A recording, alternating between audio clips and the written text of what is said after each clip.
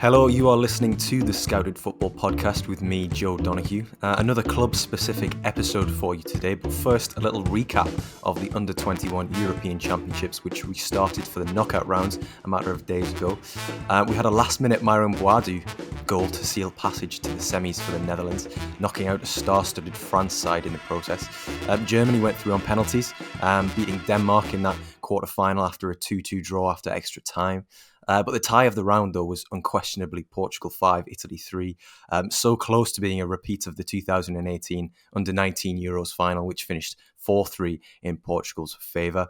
There were some quite interesting parallels between that game. Gianluca Scamacca and Jota both scored in each fixture. Florentino Luis played in both, and Davide Fratesi did as well. So that was quite nice to see. And meanwhile, Spain required extra time and Javi Puado's intervention to get past Croatia, who had, of course, knocked out England in the group stage. Without further ado, though, time to introduce today's guest for our club-specific pod, and that is none other than the returning Alex Stewart of Tifo and The Athletic. Alex, a joy to have you back on. How are things on Planet Tifo? Oh, it's lovely to be back. Things on Planet Tifo are exciting. So we've got, we launched Tifo IRL, our new channel.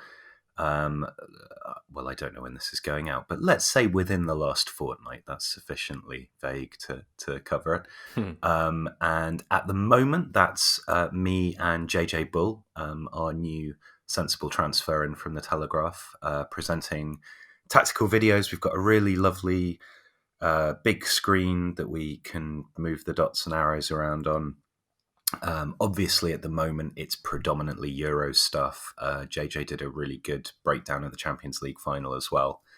And there will be plenty of stuff during the Euros where we're doing quick time reactions to things, explaining bits and pieces of what's happened, looking at upcoming fixtures and trying to explain where teams might, do well against each other, that kind of thing. It's really exciting. It's going well. Yeah, it looks like fun stuff to be getting on with. And one thing that I do have to ask straight off the bat is that in sort of one of the thumbnails to the videos on Tifo IRL, I did see you wearing sort of a very, very artsy Marcelo Bielsa t-shirt. I just need to know where on earth you could have possibly got that from. That was from eBay. Really? There is a company, and I can't remember what they're called. But yes, it's... in fact, if you look on Twitter in the replies to a picture that I posted of that t-shirt, someone has found the shop and put a link to it. But I used to wear a lot of football shirts, and I think the football shirts will be coming out because I have about 120, and it would be silly not to reprise some of them. But I found a vintage shop in Winchester in Hampshire where I live called Vintage 99, and just really enjoyed the vibe of some of the t-shirts there. So it's kind of, I've shifted slightly. In the absence of a sort of proper presentational personality, I have to make up for it with garish t-shirts. Well, I mean, I think I prefer the garish t-shirts to maybe more a traditional stance. But we discussed Monza on the previous episode that we shared back in episode 50, I believe it was. And that was sort of about 2/3 of the way through the Serie B season. And to anybody who listened to that and hadn't kept up with Monza in the interim, first of all, how dare you? But second, they were in the Serie B playoffs. They finished third behind Empoli and Salernitana, who were promoted to Serie A automatically, and unfortunately had to go through the playoffs. They were defeated 3-2 on aggregate by Cittadella. And funnily enough, we discussed on that episode that Carlos Augusto, a Brazilian left back from Corinthians, he actually got 2 assists in that second leg where they had to try and overturn a 3-goal deficit, but it turned out that it wasn't enough. Carlos Augusto getting a very, I think, as far as Serie B trademarks go, that it was a trademark cross from him, and Balotelli poked in. But unfortunately, it wasn't enough in Monza. Now they're probably going to have to reset and go again. But in terms of the big news in the footballing world ahead of the next few weeks, it is, of course, the European Championships. And Alex, everybody has a tip or a dark horse or a surprise package that they've got a vested interest in. But I just wanted to sort of pick your brain a little bit to see who perhaps had been interesting you when we've seen the various squad announcements? Is there anybody in particular who you think that might surprise a few people? Yeah, I think that well, can I be really vague and go for 4? Of course. Yeah, so to exceed expectations, and by that I don't mean do exceptionally well, but I would definitely keep an eye on North Macedonia. And I also think Scotland have got a good chance of a good tournament. I think that Scotland have enough quality players. Great to see Billy Gilmore get some minutes in the recent friendly against the Netherlands. There's a press there that is good and energetic. With Che Adams, John McGinn, so they could be right. North Macedonia have got some great players. Again, a very strong left-hand side. I think we'll see a lot of teams being more active in attack down the left than down the right, trying to drag players over to the right-hand side or to the defence's right-hand side, leave space for players to kind of come in on the opposite side of the ball and attack, the penalty box. I think, if you're Scotland and you've got Tierney and Robertson, or if you're North Macedonia and you've got Alioski, if you're England and you've got Shaw or Chilwell and Mason Mount, I think that's going to be a thing that we see a lot of. In terms of teams that I think have a genuine chance of progressing quite a long way, by which I mean quarterfinals, semi-finals, Turkey and Denmark would be the two that I would look at. Denmark are surprisingly high in the ELO rankings. They've had a lot of really good results. There's not a surprising amount of quality in that squad. I think that's pejorative, but there's better players in there than you kind of associate with Scandinavian teams, who are often quite kind of dour and organised and tough to break down, all of those cliches. And to be fair, Finland and Sweden will still definitely give you that. But Denmark have got people like Christian Eriksen, Yusuf Poulsen. They've got Skov. So, I think they could be right. Turkey, again, lovely team. Ozan Tufan in midfield, I think, is an absolutely class player. If they start Altay in goal, I think he's someone definitely to watch out for. We've, in fact, he's in the upcoming handbook, isn't he? Yes, he is. Yeah. Because I wrote his profile. That's how I know. So yeah, I think, look, it's going to still probably be a tournament dominated by exactly who you would expect. But I also think that all of the big teams have got weaknesses of some sort or another, possibly apart from France. So, Germany still look kind of unformed. I think the fact that they've gone back to people like Müller and Hummels indicates that Löw's attempted transition over the last couple of years hasn't really worked out. And there have been some shockingly bad results, especially the 6-0 hammering by Spain.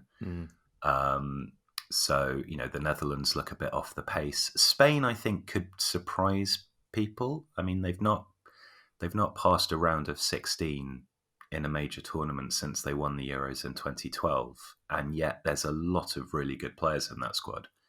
And I think, that front line of Ferran Torres, Dani Olmo, and Morata is going to be dangerous to anybody.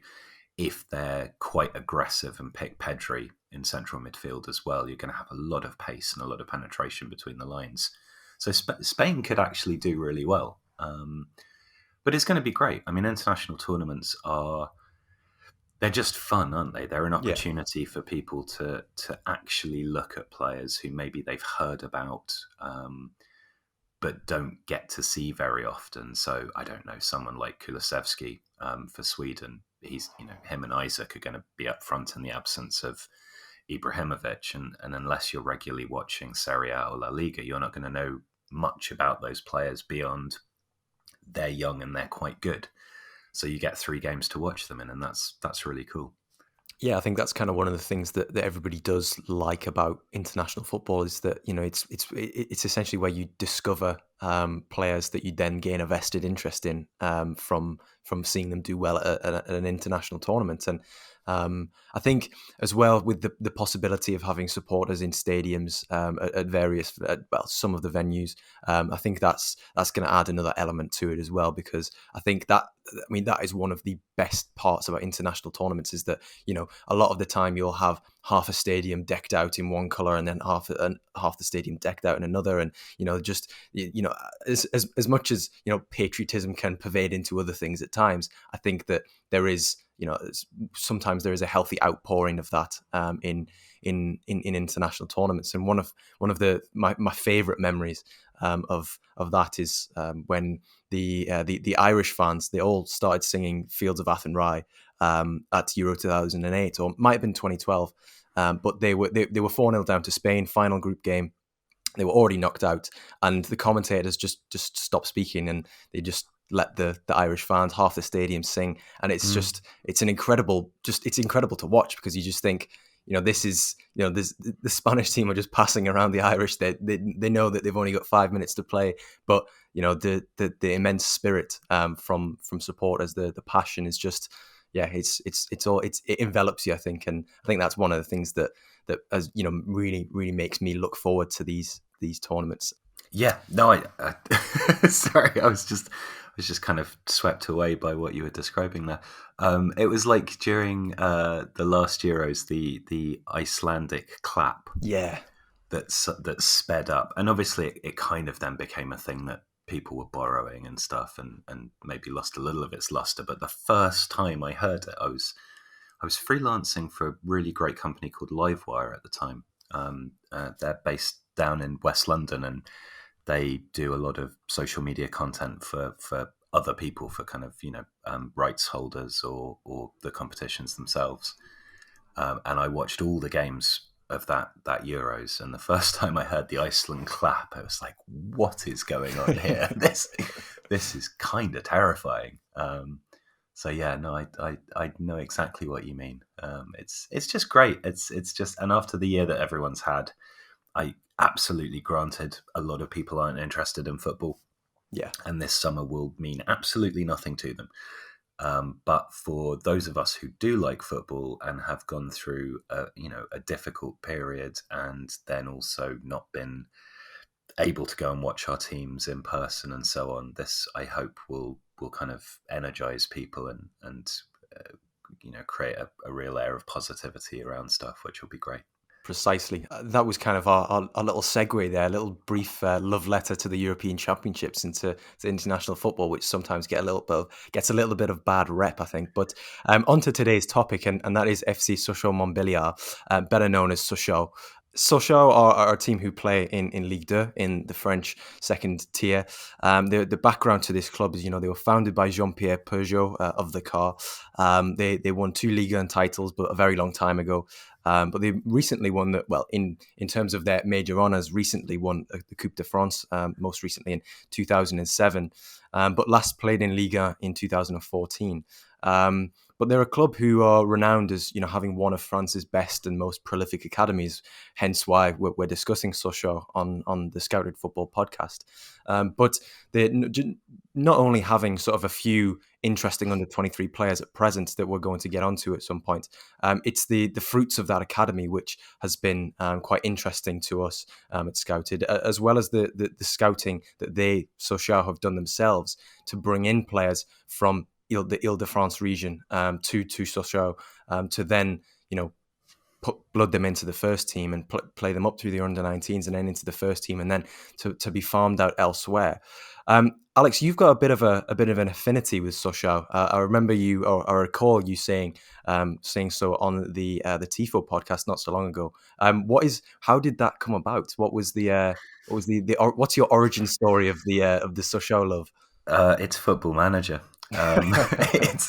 It's not so I've always liked teams of this ilk, which I guess is unsurprising given that I like Scouted football and I do a video series called Sensible Transfers. The idea of clubs with an emphasis on the academy, with an emphasis on youth development, astute acquisitions. That's just my thing. And Sochaux, this is going back to sort of 2000, 2001. I mean, Sochaux have had a great academy since they set it up in the 70s. So this is not a new thing, but that particular generation had people like Benoit Pedretti, Kamal Meriem, Pierre-Alain Frau coming through. And I decided that I would play them on Football Manager. And it was great. Very, very kind of classic orthodox 4-4-2. Did quite well in the first season, then went and bought all of the decent Nantes players because they were really strong at that point as well. And just had a kind of fairly sustained period of success. But there, I think the thing with that sort of, I don't know, it's one of the reasons that I find French football interesting is that you can see it's not just that the academies are good and that obviously the scouting is good. It's that these clubs are not afraid to put these players into first team positions. That there's a realization that unlike some clubs, and I would say Manchester City maybe are an example of this, where you buy up good young players, but then you just farm them out and they're sitting on your books, but they're on loan somewhere else.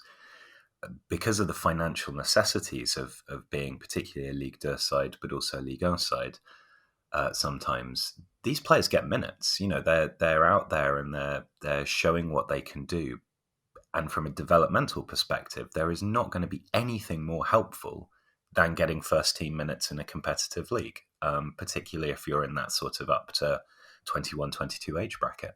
And so I think you see not just a skill in finding and producing players when they're in those early stages, you know, the sort of 14 to 16 phase, but you can then see the trajectory of that player as they start getting first team minutes and then as they move on often to a much bigger club. And Sochaux seem to have had that pretty nailed down for a while now.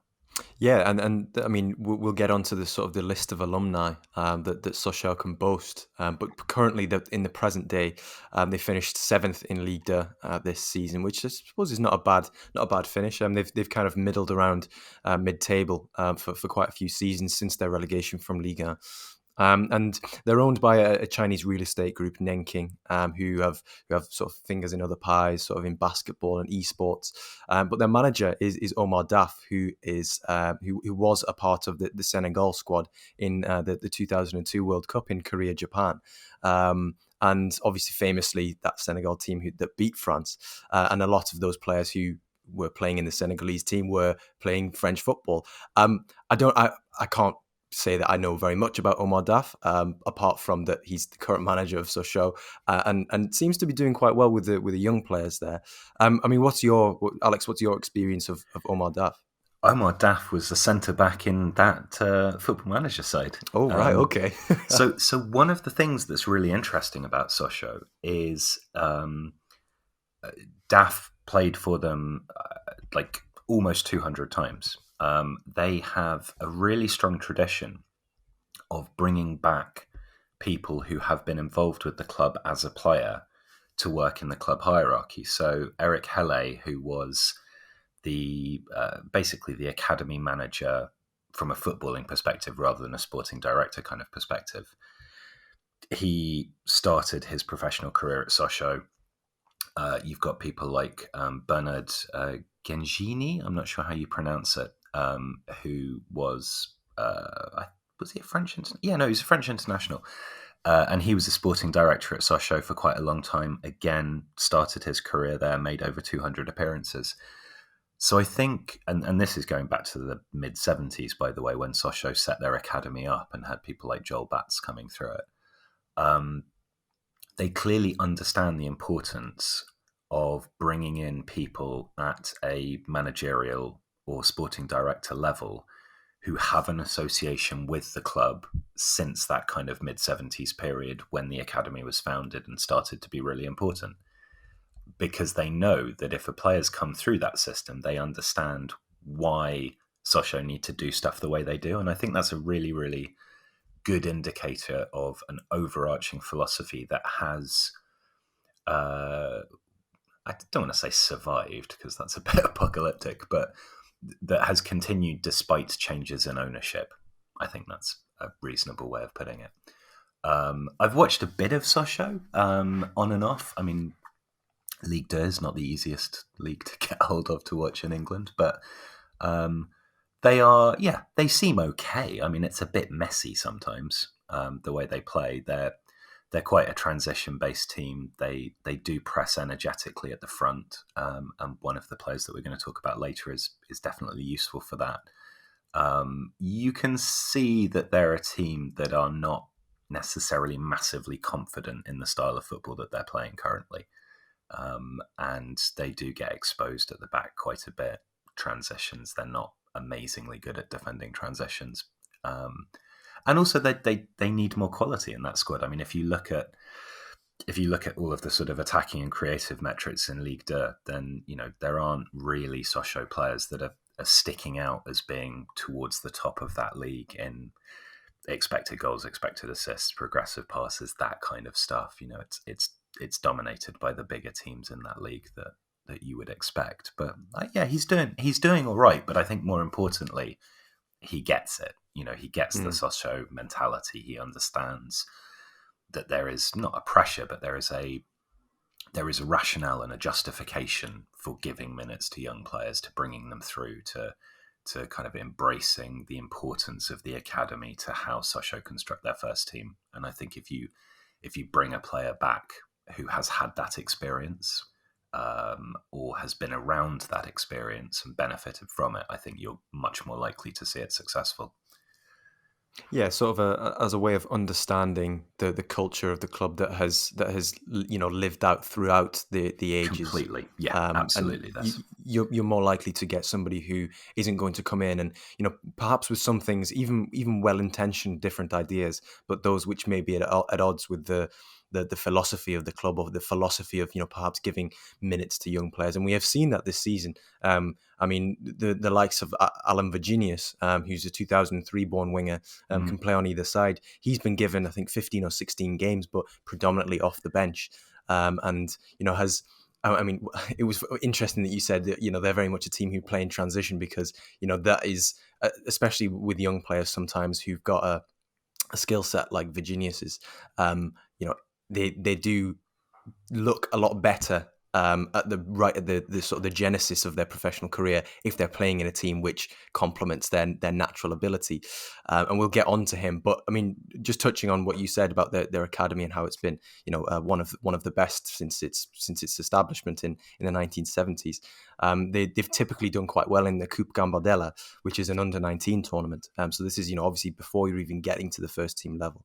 They've won that 3 times. They've been runners-up twice. So in terms of, while they don't have the riches that other French clubs may have and the ability to pump money into the youth system, they still do all right. And I think that's one of the most important things, is that throughout, as you said, throughout the lifespan of this club, they constantly have had a steady stream. And I think that, while 7th is fine, the football can maybe be a bit messy, as you say.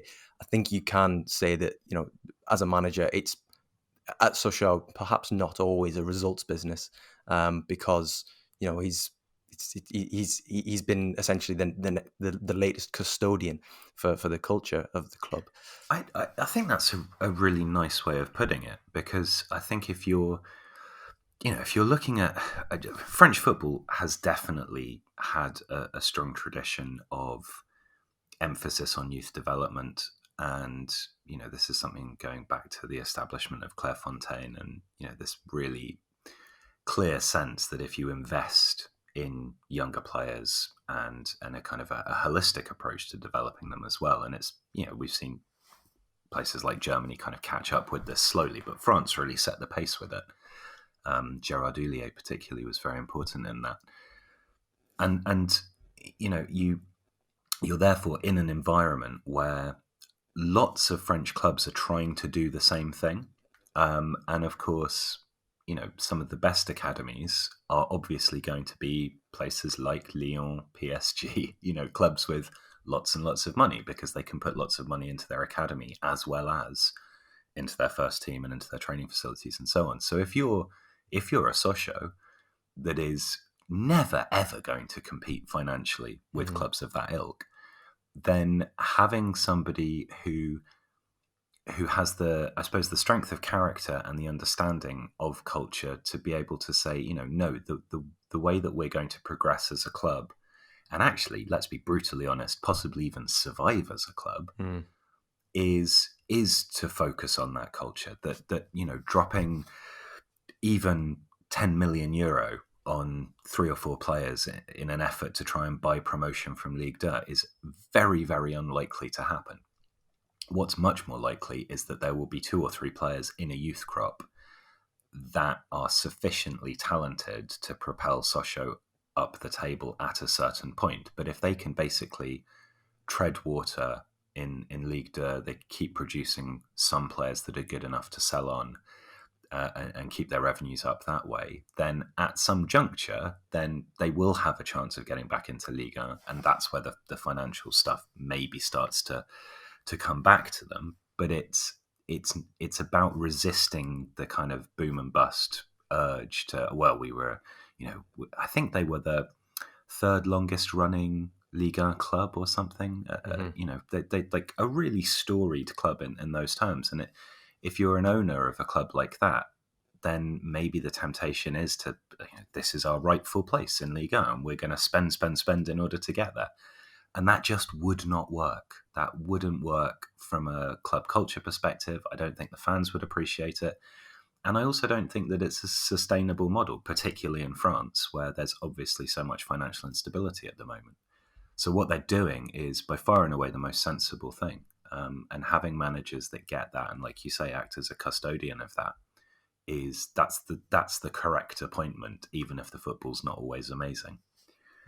Absolutely. And I think the financial aspect is something we'll get onto in terms of the alumni at Sochaux, because one of the things that stuck out to me straight away was, first of all, the names of players that have played for this club. And I'm not talking years ago, I'm not talking decades ago, I'm talking in very, very recent history. And I'll just rattle off a few. Ibrahima Konaté, I don't think there's a better time to be recording the Sochaux podcast, considering he has literally just signed for Liverpool from RB Leipzig. But he was at Sochaux between the ages of 15 and 18. Marcus Thuram was at Sochaux between the ages of 15 and 20. Maxence Lacroix, again, ages 15 to 20, he was at Sochaux. And even Cédric Bakambu, who was obviously so good at Villarreal and elsewhere, he was there for 8 years between the age of 15 and 23. And that's even without getting into the Jérémy Menez, Ryan Boudebouz, Lucien Agumé, who is now at Inter Milan, Mevlut Erdink, that's a throwback. I remember seeing Mevlut Erdink linked to God knows how many English clubs about a decade or so ago. But Jeremy Mathieu, El Hadj Diouf, there are so many names there that even if you just have a passing interest in French football, that you'll immediately recognise there. And I think it speaks to the conversation we've just had about that the custodians, the culture, the youth, the history of producing these players and providing a good platform for them. And I think the important thing in this is that a lot of these players are joining at age 15, and this appears to be something which has been a targeted thing. Ibrahima Konaté was Paris born. He arrived at Sochaux, which is just very close, in terms of geographically, very close to the Swiss border, for anybody who doesn't know. Marcus Thuram, obviously, he will have moved around quite a bit in his youth, but due to his father, Lilian, of course, the French international. But around the time of his sort of mid-teenage years, was playing for teams in Paris. Maxence Lacroix was Paris-born and then ended up playing elsewhere. But he was, I think, before he signed for Sochaux, he's playing for Trélissac, which is a club which is closer to Bordeaux, so on the opposite side of France. All these players were scouted and brought to the club at a point where they were not going to be playing first team football for at least 2 or 3 years, and yet they were identified as being these immensely talented players. And as they've shown, they've gone on to be very good players. I mean, Ibrahima Konaté moving to Liverpool, I mean, that's an endorsement in itself. Marcus Thuram, French international in his own right now. Maxence Lacroix has done fantastically with Wolfsburg this season in the Bundesliga, qualifying for the Champions League, making that step from Ligue 2 to the Bundesliga in a single year. there are. I think in terms of my first question is the financials, because Konaté was a free transfer to Leipzig, so you don't really get anything from that unless you've got a sell-on clause. And God, I hope the sell-on clauses. Marcus Thuram was sold for €500,000 to Guingamp. And Maxence Lacroix was sold for $4.5 million to Wolfsburg. So that's obviously a much better deal than the other two. But to be getting $5 million from those three players is kind of a. I know that the money will always be scaled down because it's Ligue 2 and you can't obviously demand as much. But to me, it just seems like such a missed opportunity there. Like, for example, we've seen, and I know that the financials we're talking about are completely different in the English game. But you look at teams like Brentford, who for so many years didn't get promoted, but they were constantly selling players for 2 and 3 and 4 and 5 million, and gradually they got up to being able to sell the likes of Saïd Benrahma and Ollie Watkins for 20, 30 million. It makes me think, like, if there is that much money at the top of the game and these players are heading to the top of the game, as Konaté, Thuram, Lacroix have proven, could Sochaux have perhaps, could they have got a little bit more? So I guess there's 2 points to consider here. The first is the disparity between the first and second tiers in France versus, for example, the first and second tiers in England. You could buy a French Ligue 2 side, and I'm talking about buying the club here for between 10 and 15 million euro in some instances. I think Toulouse were available for about 12 million last year. That's like when Manchester City bought Estac. Was it Troy? And that was. I remember seeing that reported and thinking, God, that's a bit cheap, right, for an entire club. Yeah. So Man City can buy a football club for a third or a quarter of what they would spend on a left back, kind of casually, because they're Man City. They love buying left backs. So yes, you would hope that Sochaux would get more for some of these players, and maybe, like you say, they kind of front load the deal in reverse. That's a terrible way of putting it, but they'll let them go for $500,000, but it's only $500,000 because the sell-on fee is 10% or 15% rather than 2.5%, something like that. And obviously, we don't know about that kind of stuff. But it's also because I think that the running costs for these professional teams are significantly lower. If you're signing these players, in many instances, for probably their first professional contract, and going back, absolutely, definitely until the sort of the mid 2010s, Sochaux was one of the places to go and play as an academy player. I think in 2013 it was rated the best academy in France of any academy in France, and that's really, really saying something. So a lot of these players are coming in, and yes, obviously you want to look at the kind of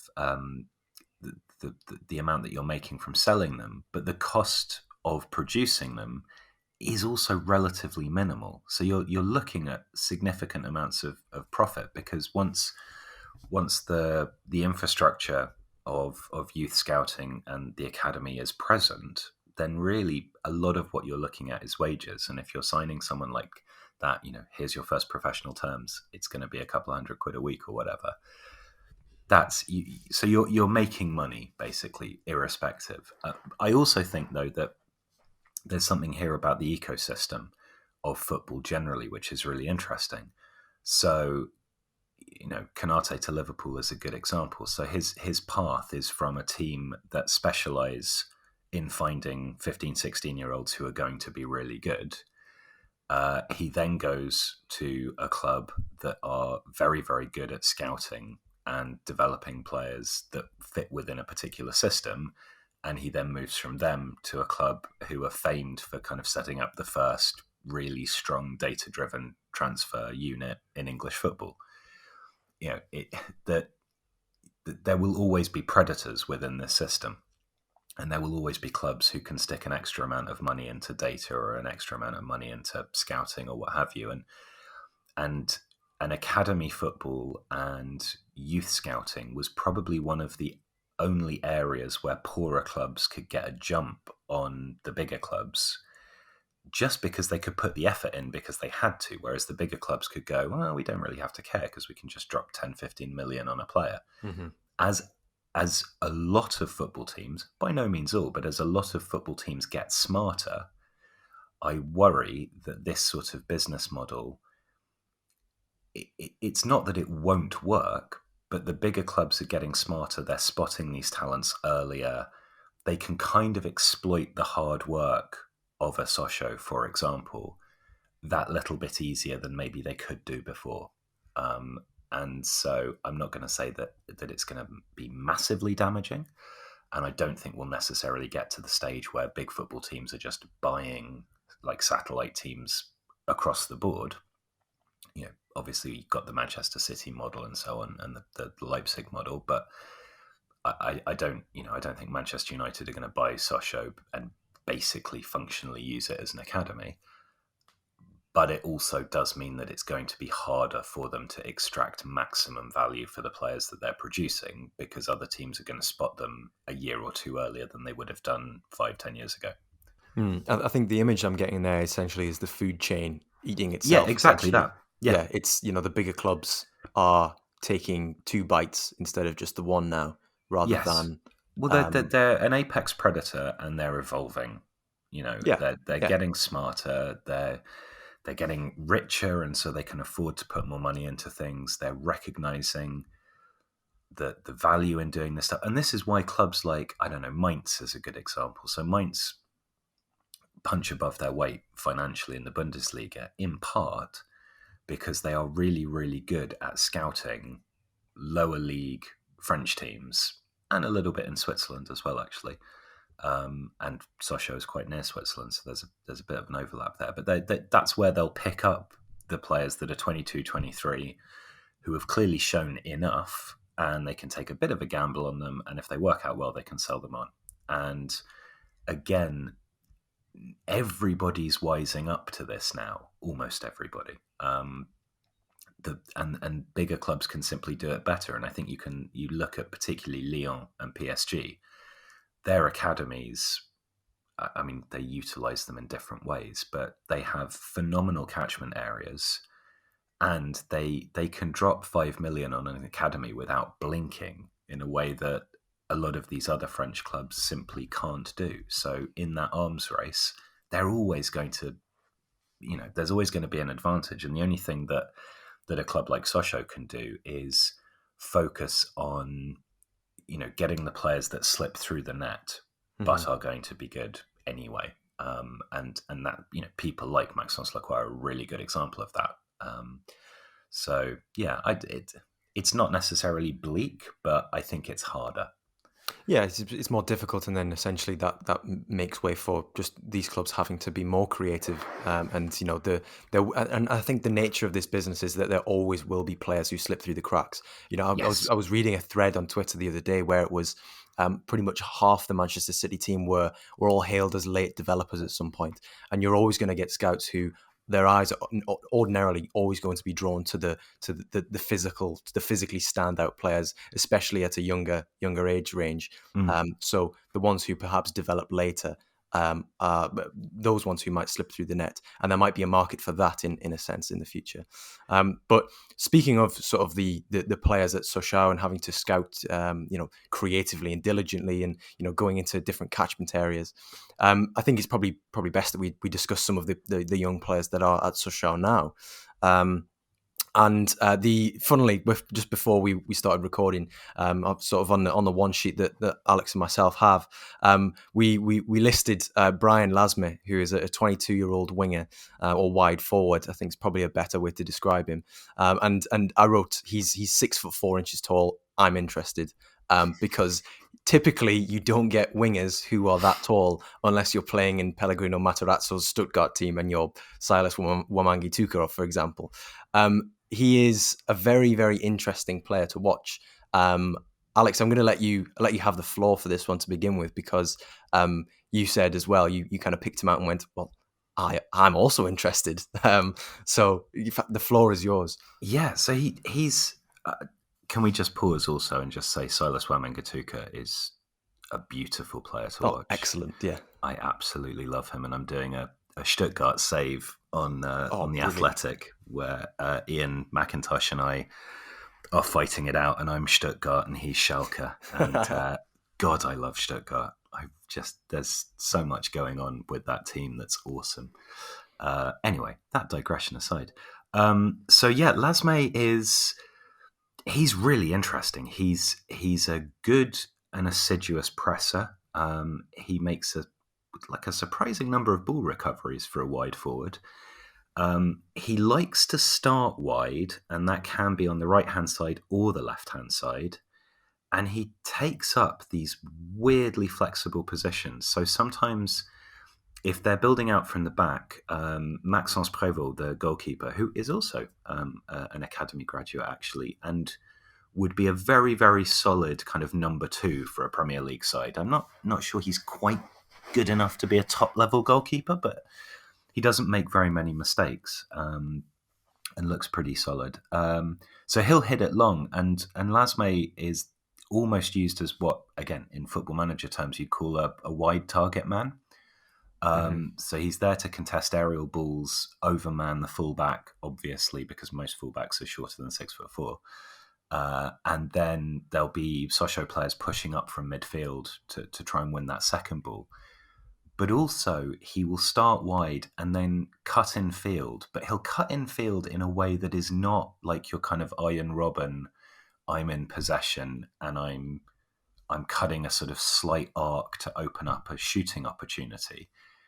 He will just run directly into the centre forward position, where the right back then overlaps massively, and it sort of creates this very, very tilty look.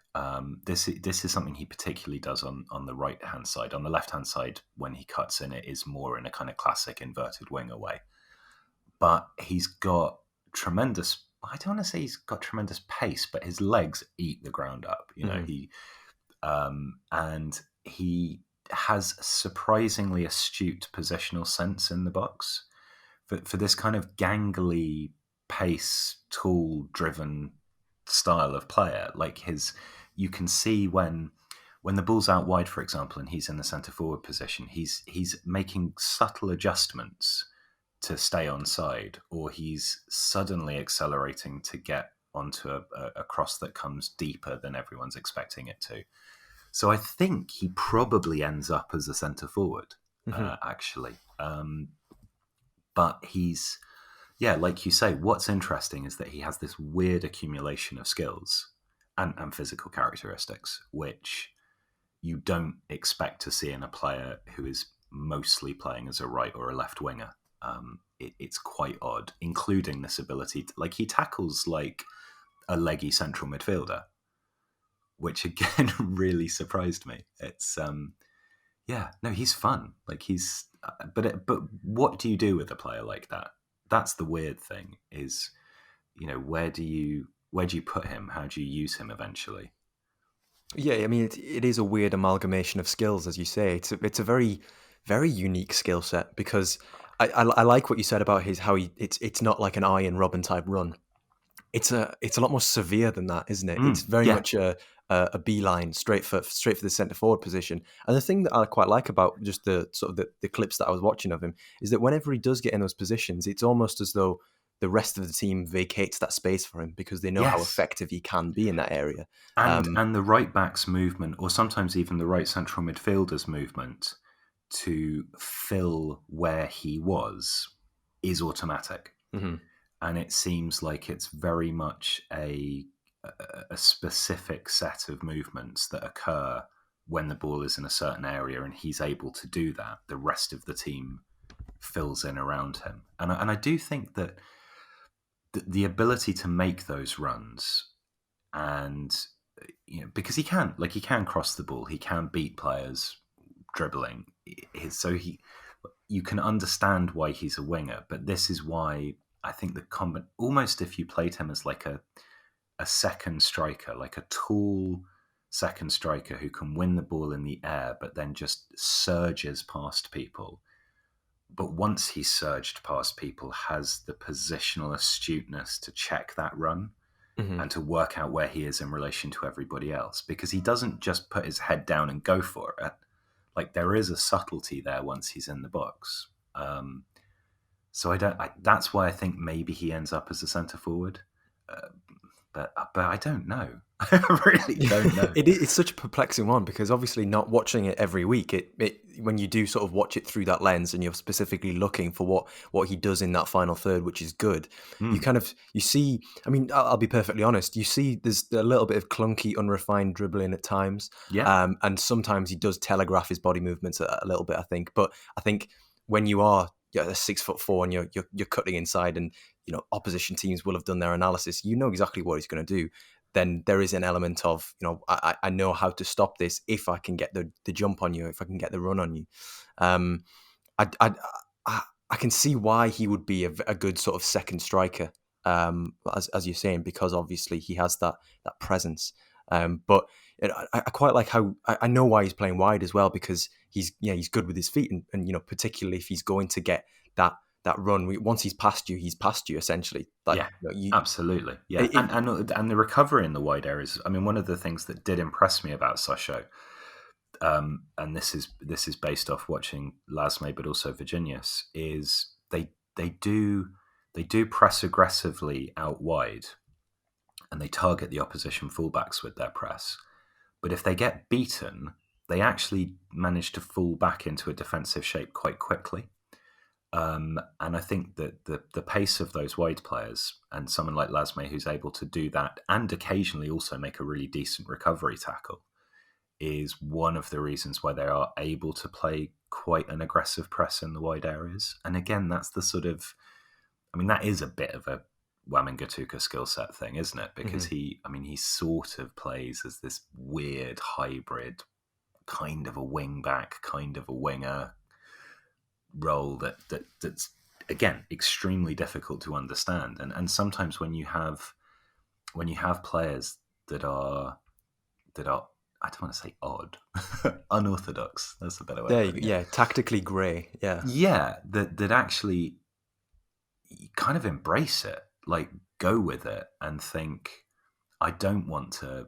I think the instinct, even with me, is to kind of think, okay, well, he needs to put all his eggs in one basket. He needs to become an X, a striker of this persuasion, a wide player of that persuasion, sort of a Mandzukic who is a striker but lingers in the wide areas to win aerial balls and then bursts in. I can see him doing that, actually.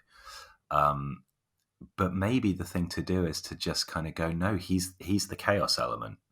He's the bit where the rest of the team does kind of function around him a little bit and makes their movements based on where he's just been or where he's going. And because he is difficult to stop, and because he has that really interesting positional sense, that's what makes the team good, that he's not trying to be a specific type of footballer. He's doing what feels right at the time, and is harder to stop because of it. Yeah, I think probably to sum up, Brian Lasme is a player who you couldn't easily put into a certain box in terms of on the football pitch, in terms of positioning. I think you'd need a really large box. Well, yeah, for starters, you would. And also, I would not be trying to put him into that box myself. I'd need a hand. Yes. Because he is a handful. But to sum up, he scored 9 goals. I think 3 of those were penalties in around 1,700, 1,800 Ligue 2 minutes this season, which was, I think, might have made him their top scorer if then it wasn't, or a striker who got 10, I believe. Yeah, but he's also, I think he's Ligue 2 top 25 for expected goals and expected assists per 90. Ah, right, okay. I did not see that. I didn't have access to that for starters, but it's good to know that I feel a little bit validated now. Yeah. No, I mean he's fun. Yeah, definitely. Speaking of obviously wingers or rather wide forwards and Sochaux and young players, that segues very nicely into the next player that we'll discuss, and that's Alan Virginius, who we have touched on a little bit beforehand. But on the crib sheet that I've got here, I listed him as 2003 born, right-footed left winger, and then I started watching him, and it was a case of, well, he's just he's a winger who plays on both sides, and Yeah. he's decent with both feet, but he's predominantly right-footed. But yeah, he does use predominantly off the bench, but sort of with enough regularity to suggest that in the next few seasons, if not next season, then definitely the season afterwards, he's essentially being groomed for a greater role, but potentially in the event that somebody like Lasme would move on, because there's a lot of, I think you'll probably agree with me on this one, Alex, but there's a lot of growing room, I think, for Virginius, because at the moment he is very much an 18-year-old playing professional football. He's rangy, but he's not physical as yet. He can be a little bit naive when it comes to retrieving the ball with his pressure. Gives away quite a few fouls in areas where a stickler or a footballing traditionalist might say, well, that's not a foul, but as soon as you feel the contact as a defender in a difficult situation, you're going to go down. But with Virginius, I like him because he does have that little spark that when you watch it, you go, yeah, he's got it. The cute little touches around the corner, a little bit past an opponent. If they're going to commit and try to tackle him, then he already has the know-how to beat a player in that position. But as I say, very rangy, but a little bit lightweight, which is to be expected given his age. But definitely some growing room, especially in sort of a technical sense. He can knock that ball around the corner and be a real threat over the top, which I think shows the tactical flexibility for Sochaux. Because if Virginius is coming on the right in place of Lasme, then they're not going to be pumping balls into Virginius's chest. They're going to be playing them over the top, and he does have that acceleration to get around the defender. Yeah, I think I really like him as an orthodox right winger. And you're absolutely right about the physicality and some of the naivety in defending. And I do think that that's a system thing. That's he's being encouraged to press and tackle back like the other Sochaux wide players, and he's just a bit, occasionally too enthusiastic. And yeah, there's in a league like Ligue 2, there's always going to be, for every 18-year-old whippet coming on, there's also a 35-year-old fullback who's been doing it in his sleep for the last 20 years, and we'll know exactly when to go down and stuff. But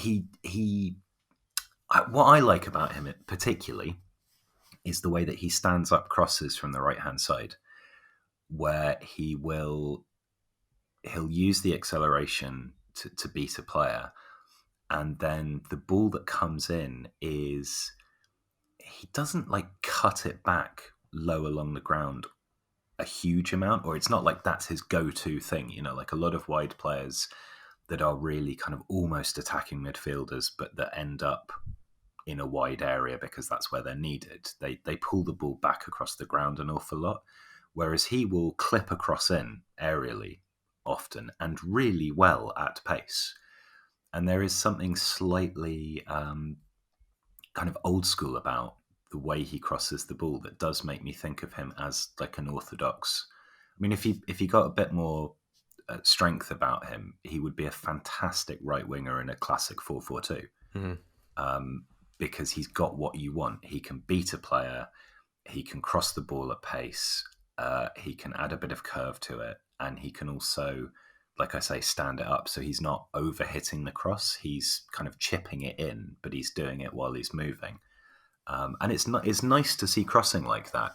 He almost crosses more like you'd expect a fullback to cross than a winger, if that makes sense.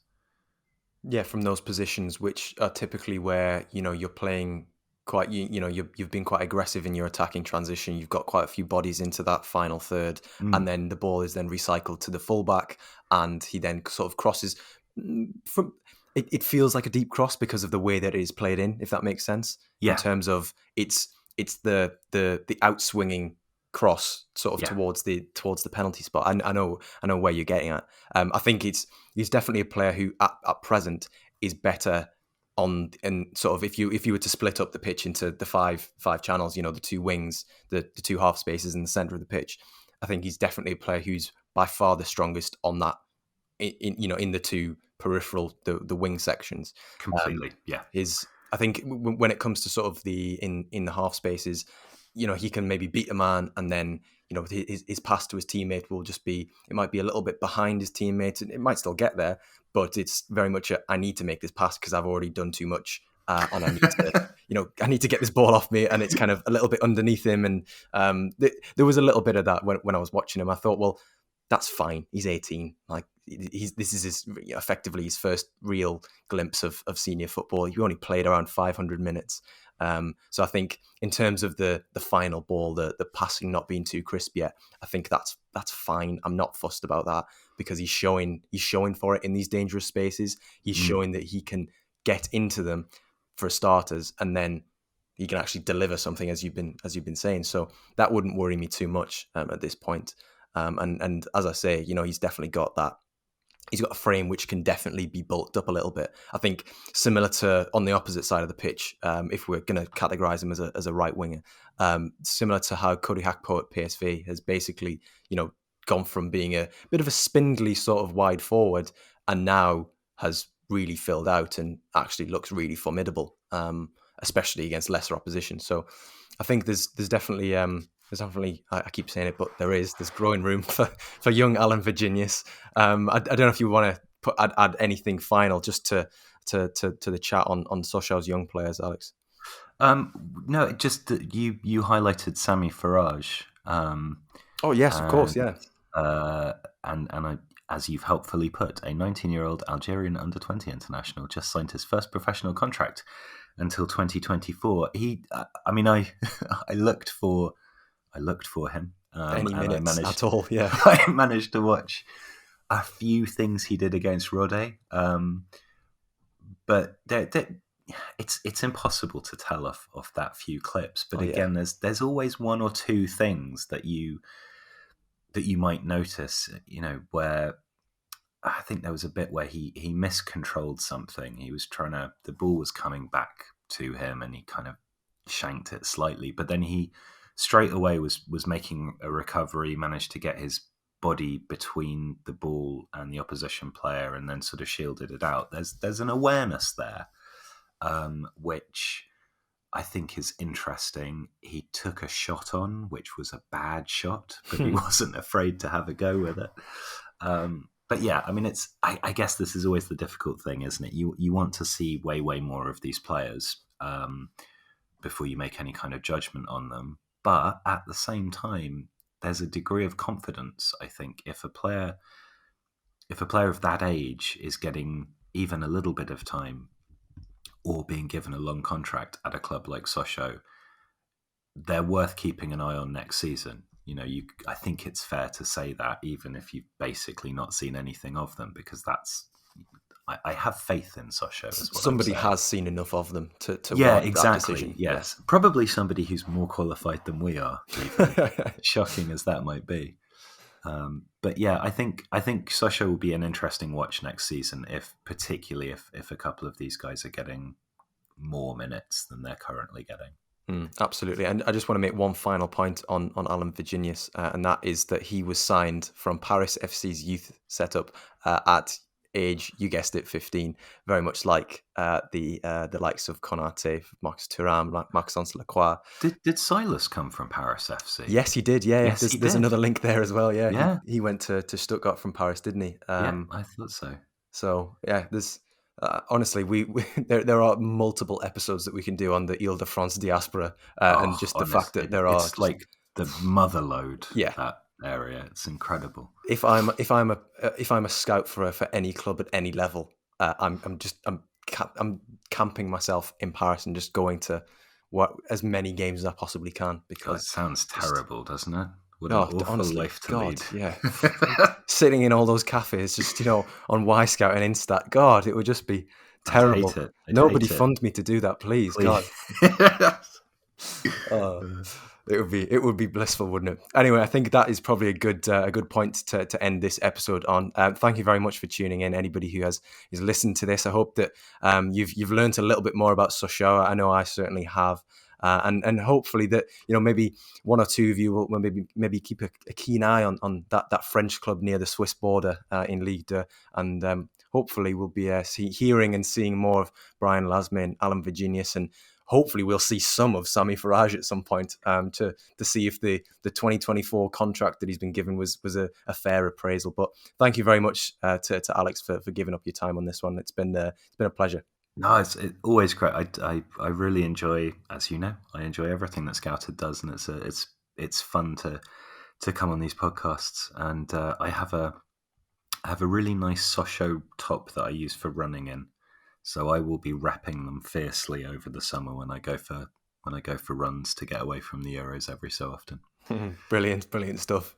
You always love to see that, despite the 120 odd shirts that you have, you do still have one which is deeply rooted in your 2000-2001 Championship manager save. Absolutely. Yeah, brilliant stuff. Anyway, thank you very much for tuning in. This has been the Scouted Football Podcast. I've been Joe Donoghue. Stay safe, take care, bye for now.